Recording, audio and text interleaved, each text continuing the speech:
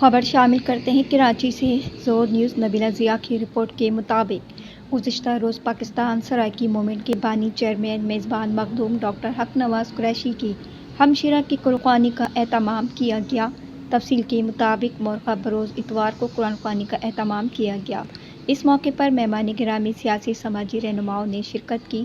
Pakistan Saraiki movement کے تمام عہدیداران، ممبران، مہمان خصوصی پیرزادہ میاں محمد عامر قریشی، محمد اعجاز رحمانی، صادق خان سرہانی، ملک صادق حسین جھگڑا، سردار اللہ نواز، ایس ایچ او شریف خان، سرفراز خان، ہیڈ ماسٹر رب نواز قریشی، بلال احمد، ان کے اہل علاقہ نے رسم قرآن خوانی میں شرکت کی۔ مہمان نے اللہ تعالیٰ سے دعا کی مرحومہ کو جنت الفردوس میں اعلیٰ مقام عطا فرمائے، گھر والوں کو صبر جمیل عطا فرمائے۔